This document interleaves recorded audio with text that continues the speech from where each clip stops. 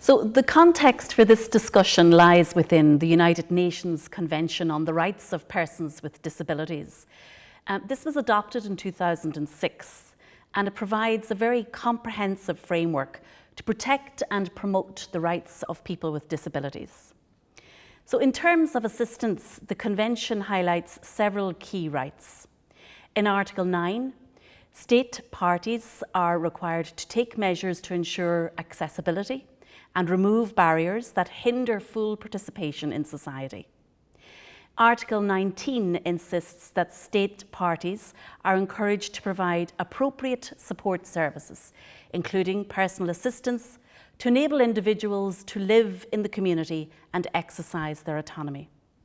And Article 24 states that each member signed up to the UN is obligated to ensure inclusive education and reasonable accommodations, including the provision of necessary support to facilitate the effective education of persons with disabilities. So in this discussion today, we're going to start by exploring the terminology associated with personal and teacher assistants and their respective roles and responsibilities. Then we'll examine the ways in which teachers and assistants interact. And following that, we're hoping to discuss the influence of personal and teacher assistants on social integration and peer interaction.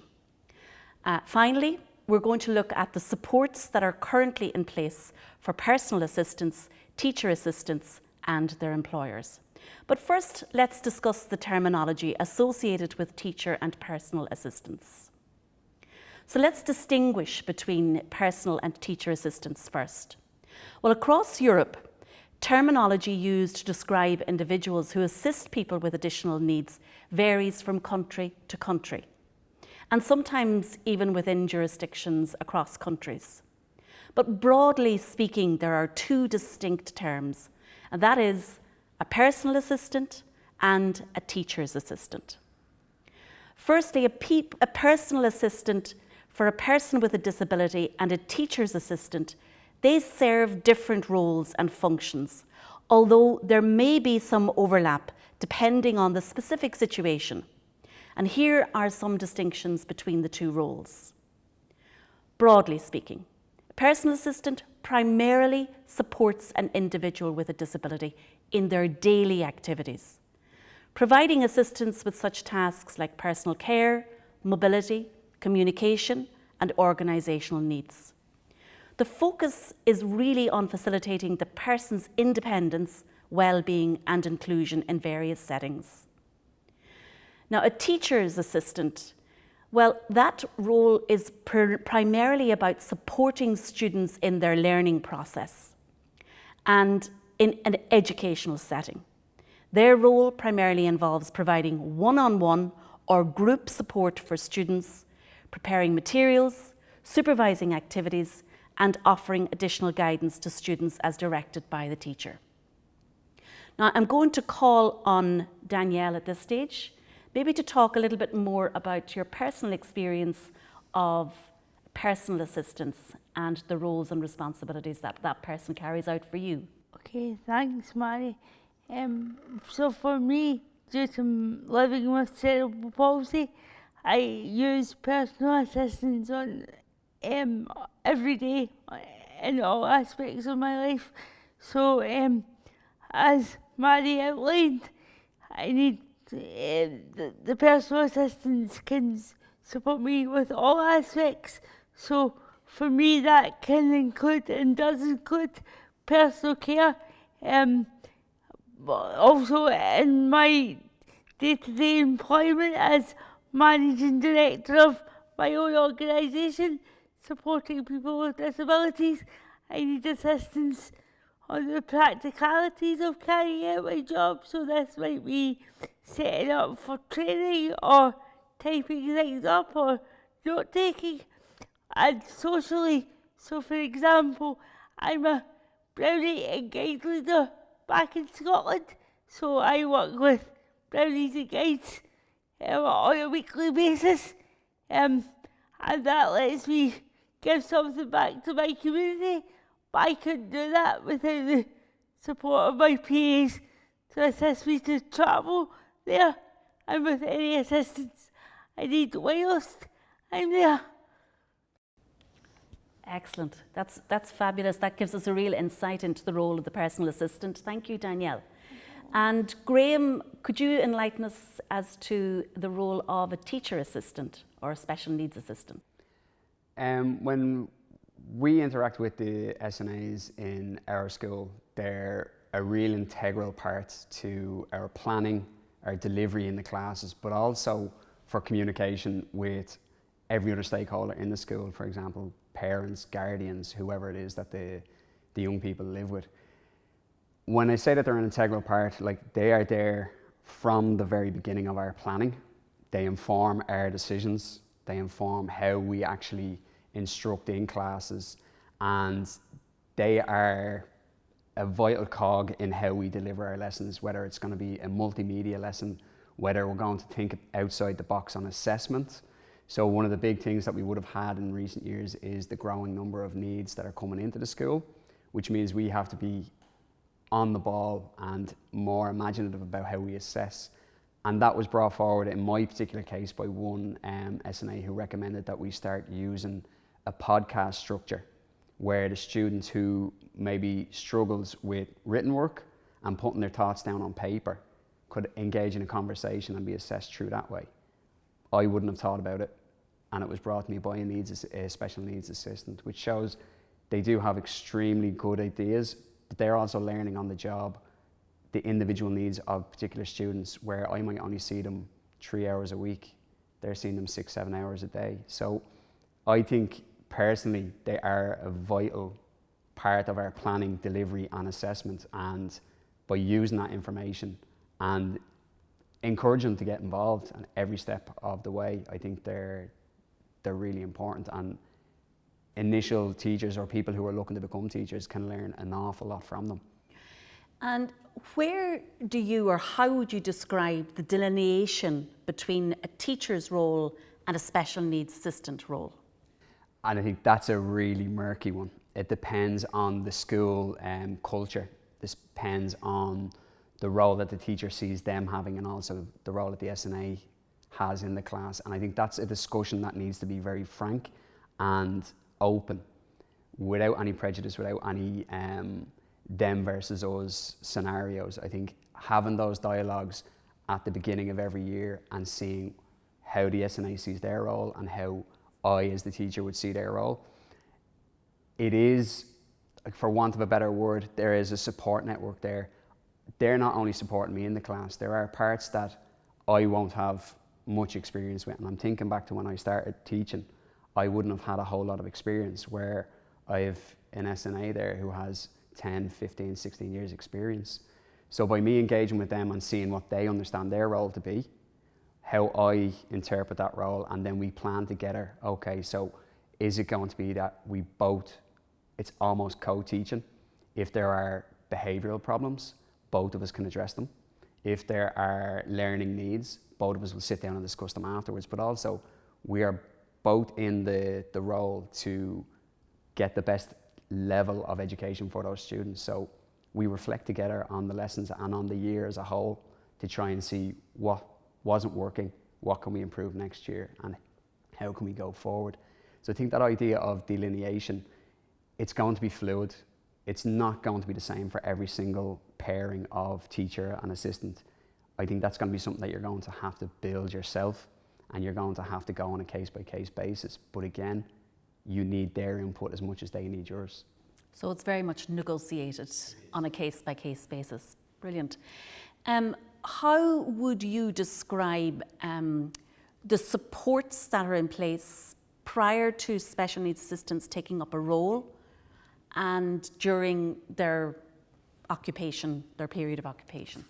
So I think in Ireland there are great supports there. We're currently in a time of flux where there's an awful lot of discussion about qualifications for special needs assistants, different courses that are being offered and how they're actually furthering them in their career. It's positive conversations being had, and I think we've a long way to go until SNAs actually get the respect and the job security that they deserve. So we're starting to see that happen. Those conversations are happening. but we're still a far way off. Like we do have a bit of difficulty in where the SNA sits in the school culture, in the administration side of it, and yeah.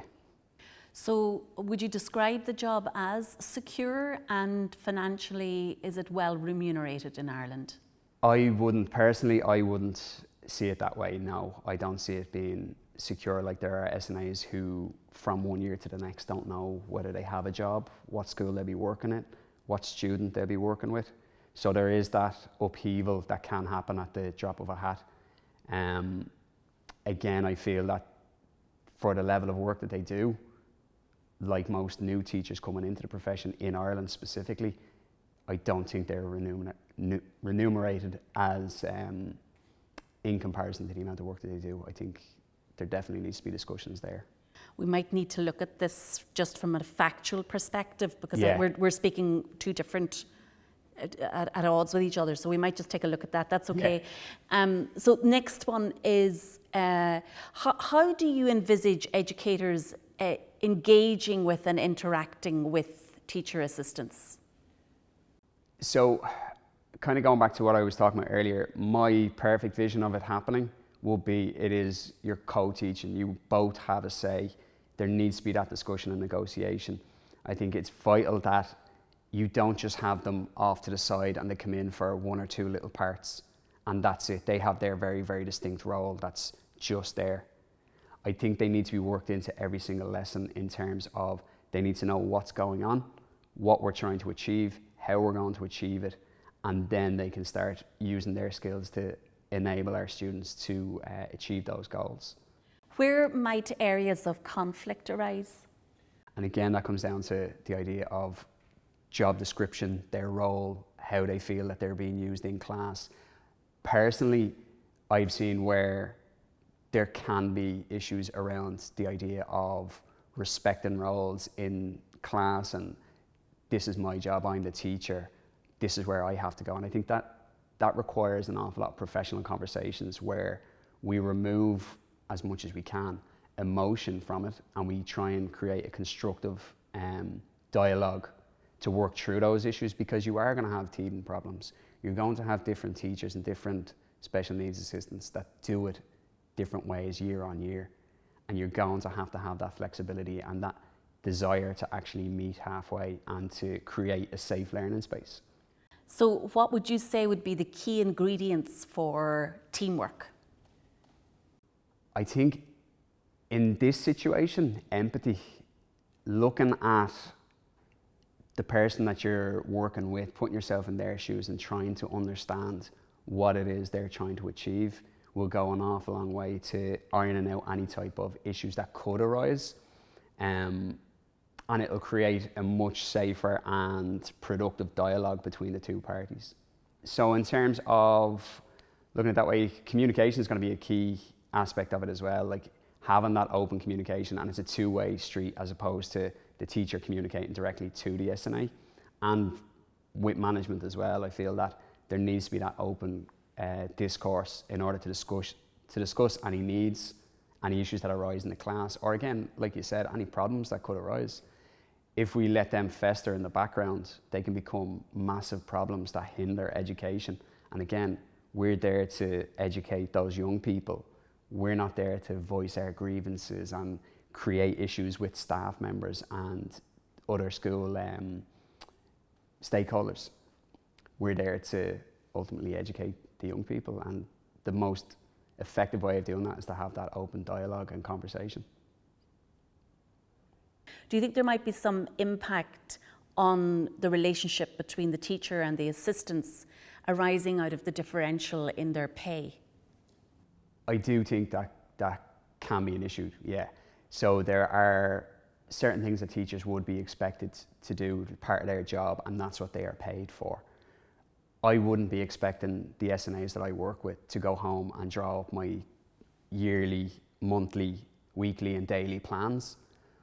I would ask them, and I would invite them to engage with me when I am planning for a certain period of time, to get their input, get their ideas, get anything that I can use to better inform my planning. but I wouldn't be expecting them to go home and draw up all these plans. I think there are certain elements that, as a teacher, you know this is the job, this is what's expected of you for your salary, and for an SNA, the same applies. They're there for many more hours of contact with the students than we would be in Ireland. But then the planning side, we would be expected to do much more in-depth planning, but I think inviting them to engage in that planning where appropriate and where they're willing to engage, I think is a vital component. Yeah.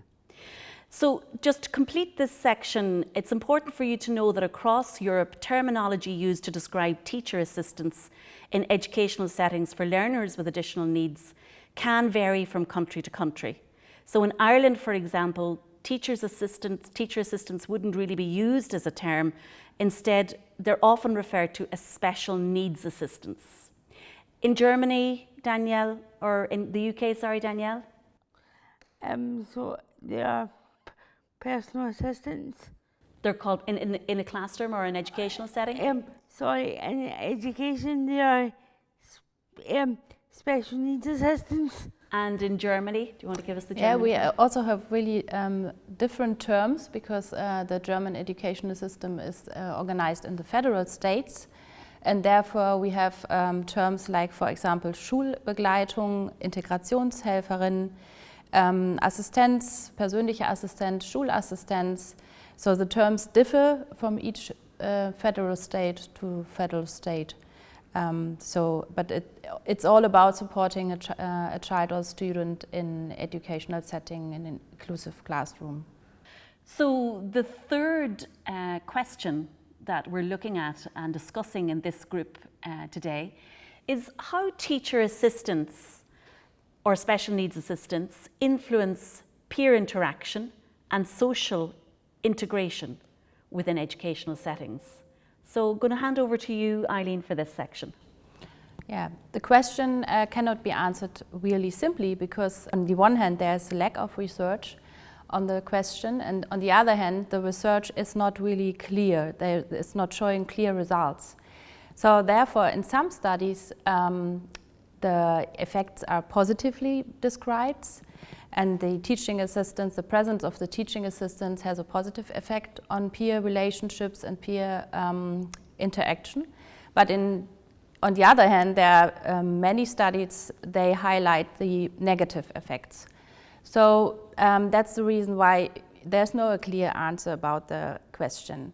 In generally, the teaching assistants has a positive influence, for example, on the learning achievement of the student, and also they can promote social skills and they can positively influence the social contacts of the peers. And it is also really important that they can help the student to solve, for example, conflicts. If they are in conflict with a peer, then they can help and support them in solving conflicts.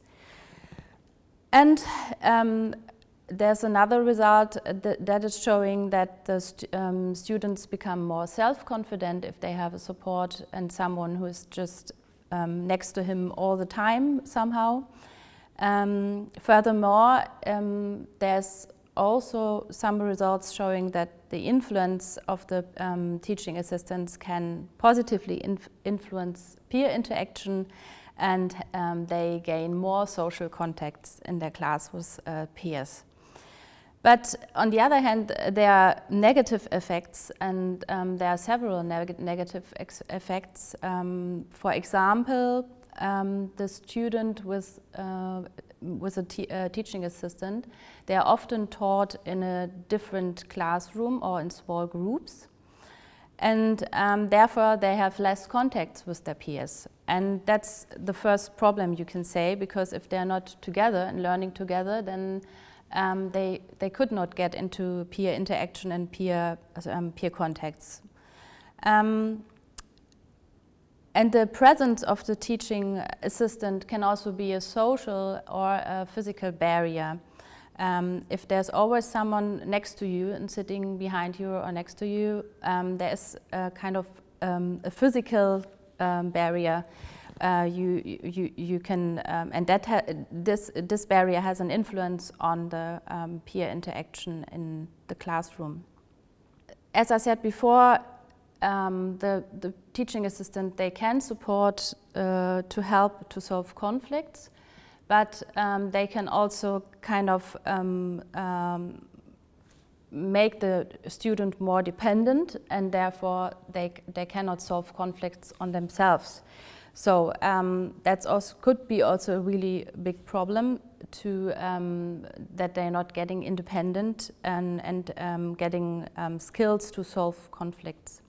From the perspective of the peers, the students with a teaching assistant, they can be viewed as someone who's different and who's dependent, and therefore that can also lead to stigmatization. So you can say the teaching assistants can, on the one hand, have a positive influence, and they can increase social interaction and social integration of the students. But on the other hand, you have those negative effects, and they can hinder and they can kind of be a barrier, physical barrier, social barrier in interaction, and also in this question of social integration. Thank you so much. So fascinating, actually, and very comprehensive. Danielle, might bring you in here now just to give your perspective on the influence of a personal assistant in your life when it comes to peer interaction and social integration. Yep. So for me, it's similar to what Eileen said for the teaching assistants. There can be positive or negative effects, but it's really important because, as I said before, personal assistants are in all aspects of my life. So if I use this week as an example, so I have a personal assistant with me to allow me to participate in the scholarship. But whilst I need her assistance, it's really important for me that I build relationships on my own terms with Eileen, with Marie, and with all other people on the scholarship, because they need to get to know Danielle, not Danielle with her personal assistant.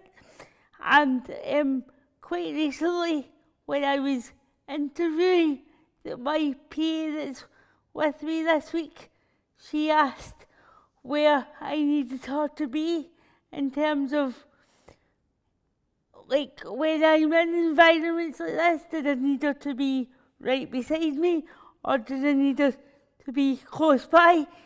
And how I described it to her was, I need you to be there but not there, but also not be sitting on my shoulder looking over me constantly. And I know this is different for each individual depending on what their support needs are, but for me, I think the key in managing these relationships is for a personal assistant to promote my individuality and my independence. Lovely to hear that perspective from you. Thank you so much, Danielle. Okay, let's move over now to speak to Melly and Claudia about their experiences of personal assistants and teacher assistants. Melly, would you like to start by perhaps defining for us what you see as the role of a personal assistant? The role of a personal assistant, in my opinion, is to be a tool for a disabled person to live independently, to live a life they want to live, and make their own decisions on when to eat, when to go to bed, or what to do in the free time. And what kinds of responsibilities or chores does Claudia carry out for you? Claudia is my assistant, helps me with my hygiene, with the household, or when I go to my work. She sets up the laptop so I can do everything I need to do at work, and she does all I can't do with my own hands. Fantastic. Claudia, you've actually been working in this role for quite a long period of time. Do you want to tell us a little bit about your experience as a personal assistant? In the beginning, I was told that as a personal assistant, it's like me and the assisted person are building one body. She is the head and I am the limbs. And being a tool, it's the hardest thing to do as a personal assistant is to learn the balance between being as invisible as possible, so that you don't hinder the assisted person in living his or her life as he or she wants, and always being there when you are needed. This is, I guess, the hardest part when you learn how to be a personal assistant. Yeah. So that's a balancing act, all right, isn't Yes. it? Yeah. And have you anything else to add to what Melly has said about the kinds of responsibilities you carry out for her? Responsibilities. I guess the huge part of responsibility lies with the assisted person, because it's his or her life, and he or she tells everything that has to be done, and we are just there to serve. Yeah, it's very much a She's- job of service. She's responsible for everything we do. Yeah. So could I perhaps stay with you for a little while, Claudia, and perhaps you could talk a little bit about the supports that are in place for personal assistants in Germany at the moment where you reside. I think the situation in Germany is not ideal for personal assistants, because on the one hand, hardly anybody knows that this job exists. So it's quite hard to find new people if you need new ones. Many people only do the job for like half a year because they are studying something and planning to work in a completely different field.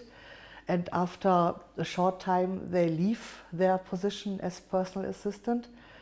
And so you always need new people. And if no one knows about the job, then no one applies for it. And on the other hand, the people who have to interact with you, like, for example, teachers, they don't really know what you are and how to respond to you or how to handle the situation. So I think there has to be much more awareness for this field of work, so that everybody knows how to treat you. And talking about support, there is hardly any support for us. I am happy that I work for the organization I work for, because they care quite a lot, but other organizations don't really. And there is no union or something for us. So we are kind of left out of everything. Yeah, working in a vacuum, really. Yeah. And prior to becoming a personal assistant for Melly, did you have to have any kind of educational qualifications or training? None at all. I have been a computer technician, and when I applied to the job, I wasn't really sure if I could apply, but Melly told me that most people, including you, don't like it when you have prior experience. For example, when a nurse applies, many people say, "Oh, sorry, I don't want a nurse," because they have learned how to do certain things. But as an assistant person, you want to form your assistant to your special needs, to your individual needs. So overall, you feel there's a lack of awareness about the role? Yes. And the responsibilities that are attached to that. There's a lack of support in general for personal assistants, or perhaps it's a little bit ad hoc depending on the organisation you work for And by and large, there are no specific qualifications required for the role. It really depends on aligning the needs with the specific qualities and skills that the personal assistant has. The only thing that you have to deliver is you have to prove that you are not a violent criminal. Yes. This is in fact the only thing you have to do to apply to the job. So there's an element of police vetting before you become Yeah. a personal assistant. Okay. And financially, how are you remunerated? Do you feel you're rewarded, adequately for the role that you've undertaken? As I said, you don't really have to bring any qualifications. And as an unqualified job, I think I am paid quite well. But I started with much less. Melly has changed the company which brings her personal assistants like 4 times? 3. 3 times. And each time the working conditions got better for us. She always brought some of her assistants with her. And the ones she brought with her always got paid better with every change. And if you look at what we do, we are paid for 24 hours a day, but we don't really work 24 hours. We have spare time. Some days are harder than others, but I think in the when you look at every day and compare, it's paid quite well. It's paid better than some other jobs you don't need qualifications for. Yeah. And in my opinion, one of the payoffs is you really feel needed. You know that the thing you do is really worth something. You help someone live his or her own life, and I think that's very important, and it feels better than working in a factory, for example. Yes, yeah, you really are helping someone. Can I come back to you, Melly, just and ask your opinion on how you think personal assistants influence peer integration and social interaction?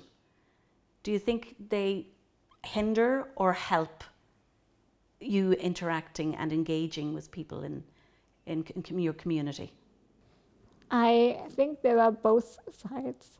So in some cases, it might be a barrier for others to speak directly to the disabled person when an assistant is at their side. It's almost every time someone comes to me and I don't know, as I ask for a way or something, then they respond not to me, but to the personal assistant. So it's always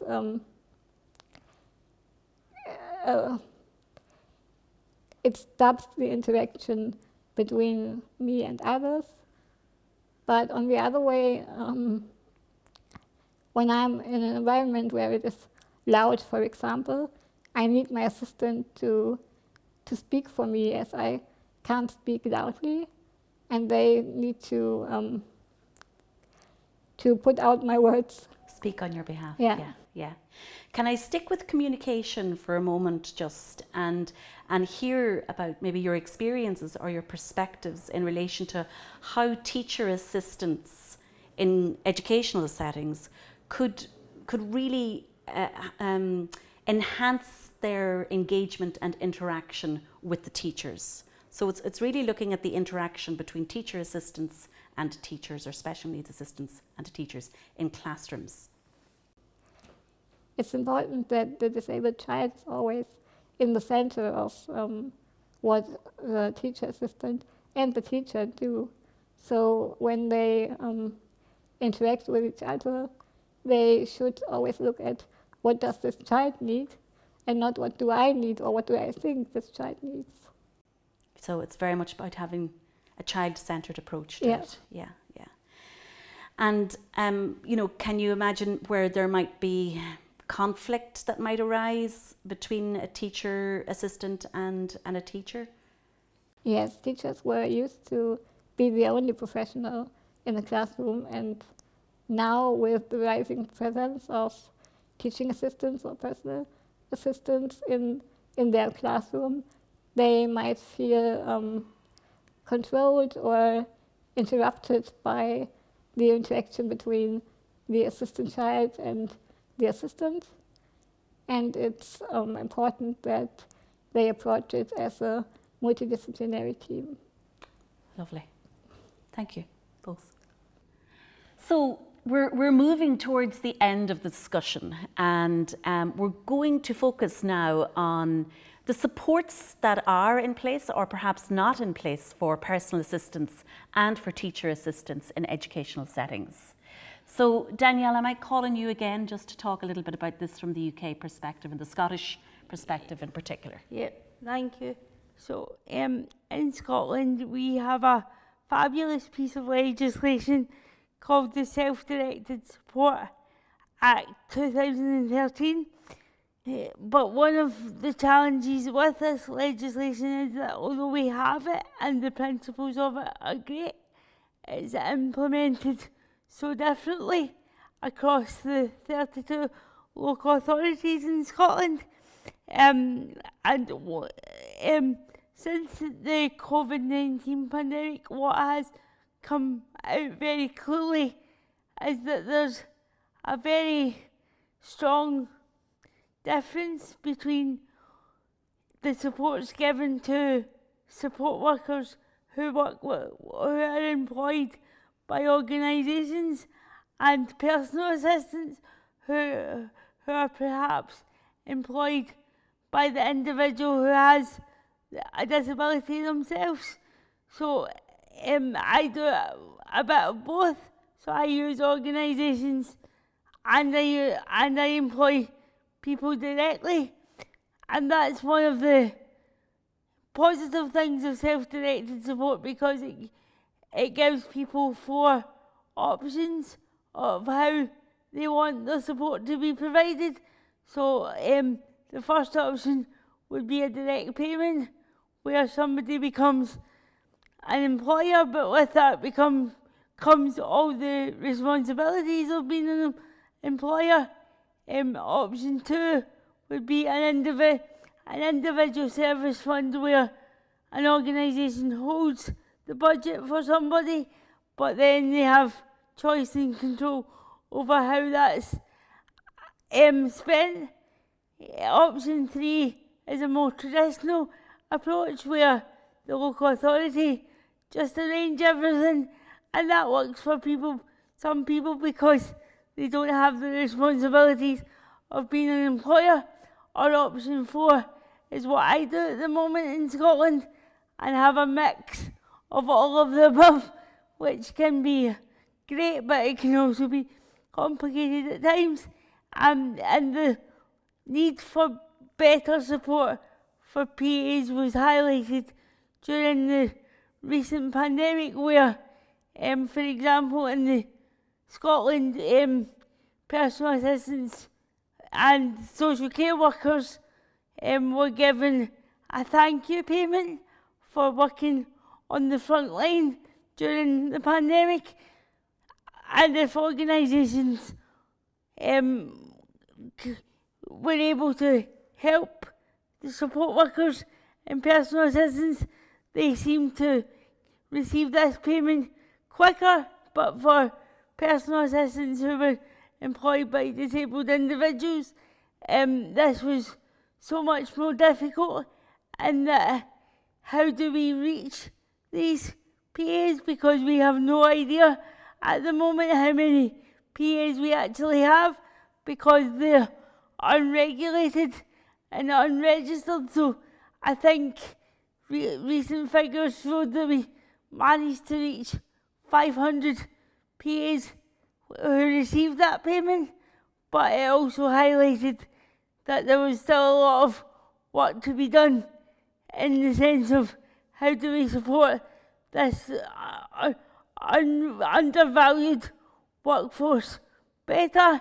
And in Scotland there's some really positive ways in starting to do this, such as the PA programme board and different resources, but it's still very much a long way to go because you can be paid a lot more in, for example, working in a supermarket than you can as a personal assistant at the moment. So there's a lot of debate around whether that is causing the crisis that we currently have in Scotland in the recruitment of PAs, and in other parts of the UK, although I've concentrated on Scotland, they use the term personalisation, but the principles and challenges are still the same, which I believe Claudia will tell you from her perspective as a PA as well.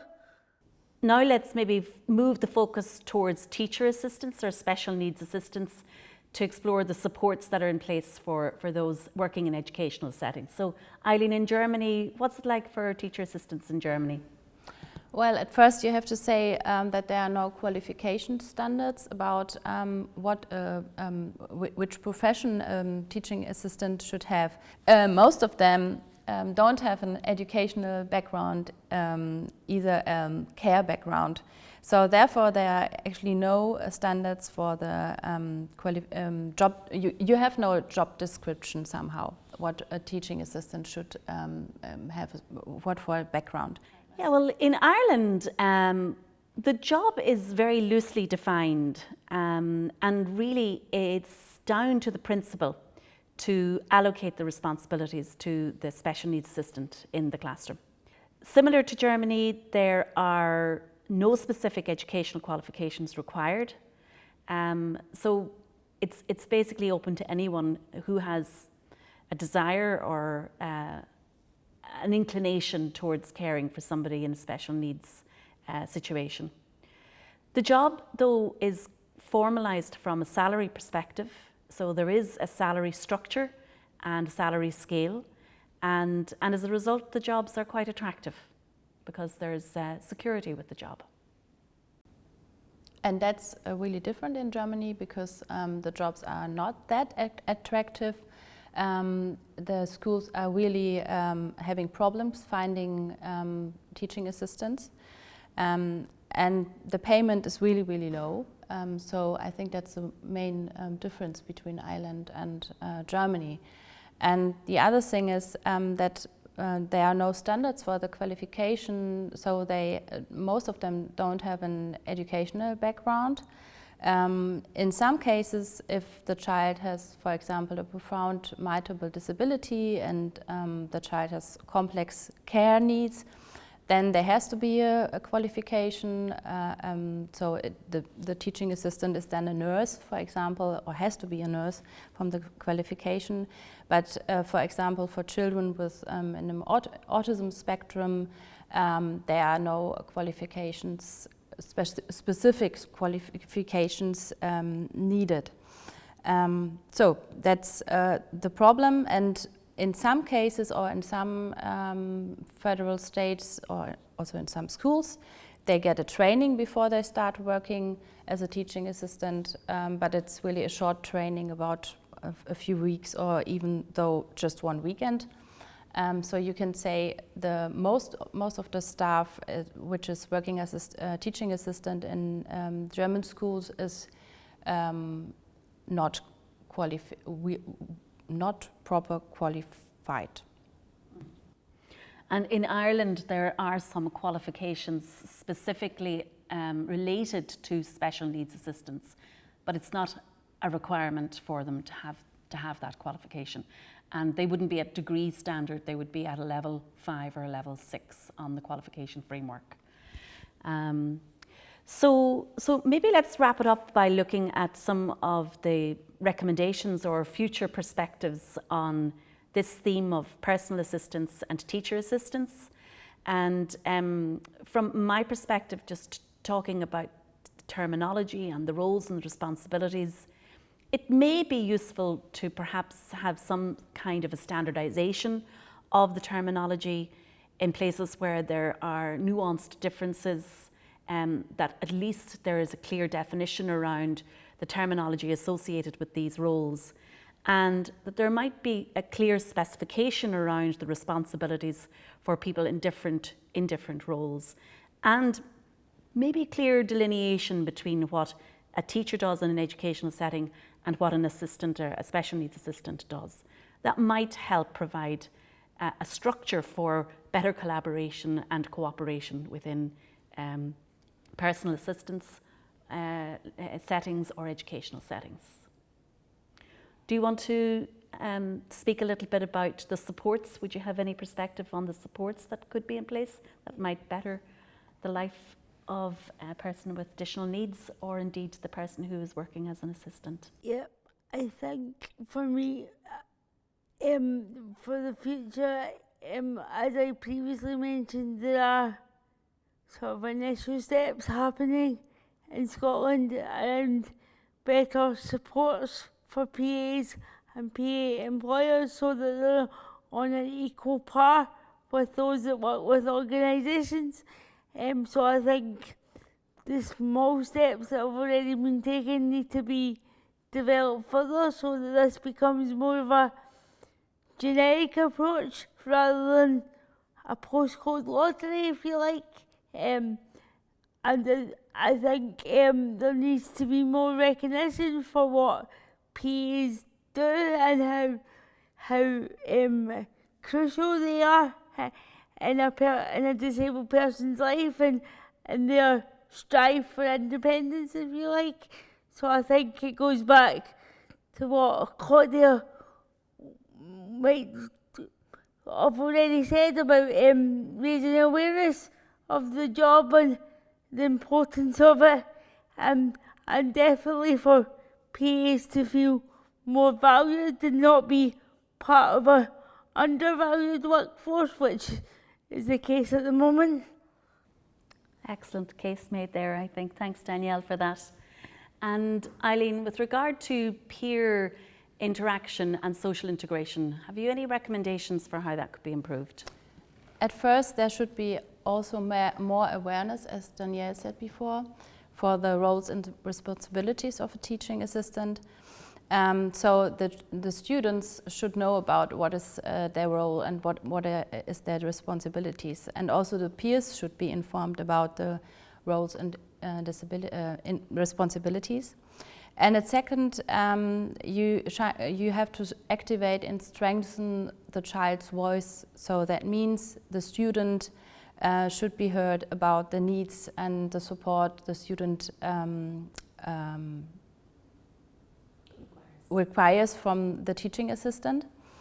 And the third part would be that the schools has to establish a natural culture of collaboration in the classroom. So it could be also maybe a suggestion that the peers are more involved in supporting each other and helping each other. So the